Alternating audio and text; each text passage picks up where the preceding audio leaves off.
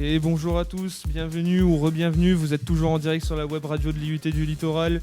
Et j'ai avec moi aujourd'hui monsieur O, chef de département GACO, merci d'être venu. De rien, avec plaisir. Et monsieur Lardeur, que nous avons déjà eu ce matin, mais qui revient nous reparler. C'est toujours avec plaisir. Car oui, de toute bonjour. façon, c'est son émission, monsieur Lardeur. Oh bah, non, vous exagérez, je ne suis pas propriétaire, c'est plutôt la radio des étudiants. Oui. Et donc c'est à toi, mon cher Giovanni. Donc je voulais d'abord vous remercier tous les deux de votre présence aujourd'hui. Donc Monsieur O a également la double casquette car il est professeur de comptabilité au sein de l'IUT et Monsieur Lardeur qui est directeur des études. Donc je voulais d'abord vous adresser à vous, Monsieur O. Quel est votre rôle en tant que chef du département du DUT GACO ? Alors le rôle d'un chef de département, en fait, déjà, c'est pas un rôle à temps complet, hein, c'est quelque chose qu'on fait en plus de l'activité d'enseignant pour une durée limitée.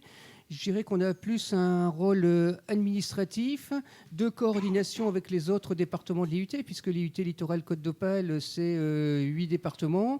Ce sont donc des réunions de travail qu'on peut avoir ensemble en termes de coordination sur l'IUT. C'est aussi un rôle de coordination avec le réseau en fait, GACO. Le GACO, c'est 13 départements en France. C'est donc aussi des réunions de travail qu'on a régulièrement avec les collègues qui sont chefs de département, de manière à ce qu'on puisse harmoniser les programmes, l'organisation des études, pour faire en sorte que GACO, comme les autres départements d'IUT, soit un réel diplôme national. D'accord.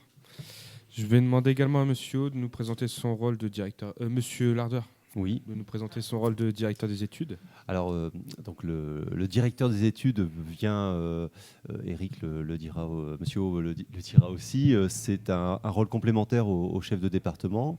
Le directeur des études est un peu ce qu'est le CPE en lycée, celui qui va programmer les emplois du temps, être en relation avec les enseignants, donc pour assurer le fait que le programme pédagogique, ce qui était évoqué, c'est un programme pédagogique national, et faire en sorte que ce programme national qui est en DUT soit bien effectivement respecté ici, sur le site de Saint-Omer, comme sur tous les sites de l'IUT. Donc déjà, c'est faire en sorte que tous les enseignements soient placés sur les plages horaires qui nous sont définies, et après, c'est une gestion, je dirais, au quotidien, alors que le chef de département, Monsieur O, c'est plutôt le rôle stratégique. La coordination. Voilà, stratégique et coordination, ce qui ne veut pas dire qu'il n'y a pas non plus des liens. On travaille vraiment en partenariat. Je pense par exemple sur le recrutement des vacataires, c'est fait en partenariat avec la direction des études. On est localement une équipe. Il y a 2 directeurs des études, Séverine Bouteiller et Stanley Lardeur. Nous avons eu tout à l'heure, on Madame travaille Bouteiller. régulièrement à 3. On n'a pas forcément besoin de se voir en réunion prévue 3 fois par semaine, puisque presque chaque jour, on arrive à se croiser et à faire avancer la vie du département GACO. Ouais. Donc, Monsieur O, je vais vous demander maintenant de nous présenter le département, s'il vous plaît, qui n'est pas celui même que pour les lycéens que celui du Pas-de-Calais. Alors, le département GACO, en fait, c'est un DUT. C'est aussi au sein du département de licence professionnelle, une licence professionnelle métier des ressources humaines, qui a 2 groupes, un groupe en formation initiale et un groupe en formation continue. C'est une licence professionnelle métier du tourisme et des loisirs. Globalement, si on regarde, ça fait environ 150, 160 étudiants qui sont au sein du département. C'est quand même énorme. Oui. Alors, et quand on parle de département, effectivement, comme tu le disais, Giovanni, c'est pas l'idée qu'on s'en fait. C'est pas le Pas-de-Calais ou le Nord, qui sont en ligne. C'est plutôt un service. Et aujourd'hui, l'IUT en compte 8 départements qui proposent, chacun d'entre eux, soit des Bac+2, des DUT. De toute manière, chaque département Et des est licences. associé à un DUT et à chaque DUT va s'associer une, 2, 3 licences et c'est la globalité qui forme un département, ce qui est une unité de responsabilité. Nous allons maintenant passer aux grandes différences entre l'organisation administrative au lycée et à l'UT. Est-ce que vous pouvez nous en dire quelques mots, monsieur ? Alors, l'organisation administrative de l'IUT, on l'a un petit peu abordé, chef de département, directeur des études, sachant qu'il y a 8 départements pour ce qui nous concerne sur l'IUT Littoral Côte d'Opale et il y a un directeur. Donc, La grande différence, c'est que déjà, toutes ces personnes-là sont des personnes qui sont élues, qui ne sont pas nommées.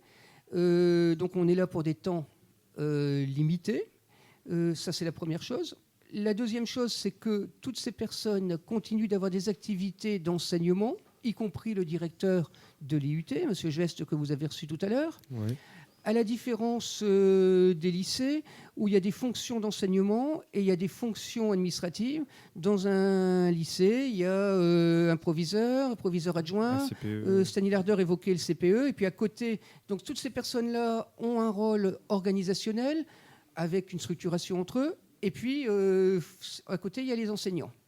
Ouais. Voilà. Donc là, c'est là où on est totalement distinct. Je dirais qu'on va le retrouver aussi dans la manière de fonctionner, dans le recrutement, où la place des équipes enseignants sera beaucoup plus forte que ce qu'on peut avoir au lycée. Oui. Et pour rajouter ou compléter, je pense que là, la grande différence, c'est aussi une différence en termes de taille, en termes d'effectifs. Pour un département, ici à Saint-Omer, nous sommes 8 permanents, 8 enseignants permanents. Et sur les 8 enseignants permanents, on a en termes d'encadrement administratif, donc 2 directeurs des études et un chef de département. Voilà, donc en revanche, il y a un secrétariat qui est très présent, qu'on retrouve aussi en lycée. Donc ça, c'est un des points communs. Mais effectivement, toujours un pied dans le pédagogique et dans les fonctions administratives. Ça, c'est un point qu'il faut quand même souligner parce que ça n'existe pas du tout en lycée. Et peut-être sans rajouter, c'est qu'on est certainement beaucoup plus dans l'informel et dans le fonctionnement collectif au sein de l'IUT, alors qu'on est en fait beaucoup plus dans le fonctionnement hiérarchique au sein des lycées. Et de toute façon, ça se sent, puisque, comme vous dites, vous êtes chef de département, vous êtes directeur des études, mais vous êtes très disponible. On vous croise souvent, alors que dans un lycée, l'administration, c'est plus compliqué de l'avoir. Voilà. Tant que vous ne dites pas qu'on me croise souvent dans les couloirs, ça veut dire que je travaille un petit peu. Non, on vous croise souvent en cours, en train de travailler. Merci Nicolas. Alors, je vous en prie, monsieur. On parlait de différence, organisation lycée, IUT. Si je prends des points communs, parce qu'on parle souvent des différences, mais je crois qu'il y a des points communs entre les deux.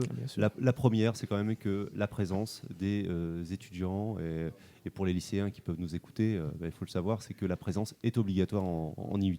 Ça, c'est un point très important, et c'est un point commun.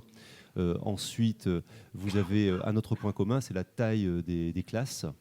On est sur des classes qui sont à effectif réduit. Aujourd'hui, on est sur des classes de 25, 30 personnes. Sur l'ensemble de l'IUT, c'est comme ça. Ça, c'est pour les groupes de TD. Quelquefois, on peut avoir, et ce n'est pas la majeure partie des cas, des cours en classe entière où on est là 50, mais c'est très peu le cas. On en a eu 3 depuis le début de l'année. Voilà, tu confirmes, Nicolas. Donc ça, c'est quand même des points communs qui rassurent. D'accord. Et après, une différence, je pense que Monsieur O pourra en parler, c'est la différence des personnes qui interviennent pour dispenser des enseignements. Des professionnels. Et alors qu'en lycée, on a uniquement des professeurs, je dirais, de l'État, des fonctionnaires d'État, des pédagogues, on a ici une pluralité des profils. Disons que c'est clair que l'IUT, par nature, dans sa création il y a 50 ans, c'était avoir une vocation d'enseignement professionnel. Donc, à partir de là, le but, c'était bien de se distinguer d'un enseignement universitaire qui était fait à l'époque par les universitaires uniquement. Donc ici, on a continué au niveau des IUT à avoir environ 30% d'enseignements qui sont faits par des professionnels.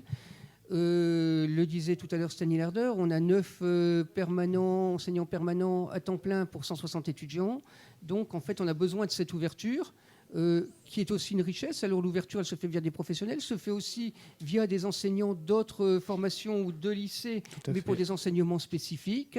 Et la preuve, pour vous qui êtes étudiant ici, vous voyez, on n'a pas 4 ou 5 ou 6 profs à longueur d'année, mais vous avez une multiplicité d'une quinzaine d'intervenants. Et c'est cette multiplicité qui crée une richesse, et ça ne crée pas forcément un déséquilibre et des difficultés, mais on demande aux gens de venir pour des compétences spécifiques. Oui, pour vous donner un exemple, vous qui êtes en DUT pourrez témoigner, c'est que par exemple pour les cours de communication au deuxième semestre, eh bien, nous avons la chance d'avoir des journalistes qui interviennent et qui vous donnent cours. Hein. Donc, on a M. Fosseux et M. Simon Kahanen qui viennent et qui travaillent à la Voix d'honneur et qui vont vous donner des conseils pour rédiger des communiqués de presse. Et leur expérience est quand même très enrichissante. On a d'autres intervenants, comme des avocats qui interviennent pour des points du droit. Et ce genre de choses. C'est un responsable marketing. Un responsable marketing que vous avez rencontré au premier semestre. Je pense que ces rencontres, c'est à la fois la possibilité de se créer un réseau, puisqu'on est en face de personnes qui sont en entreprise et sur lesquelles on peut s'appuyer, poser des questions, s'enrichir de leur expérience, de leur histoire.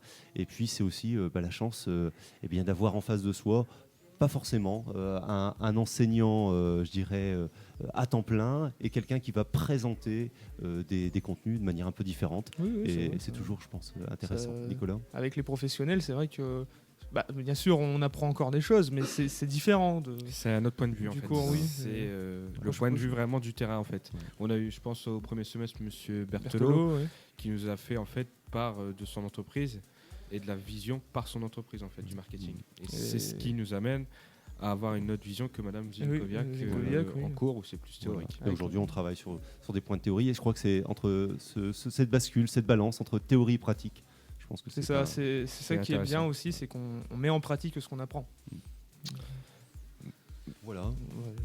Merci. Merci beaucoup. Et à bientôt sur la web radio de l'IUT que vous pouvez retrouver www.iut-littoral.fr. Merci. Merci.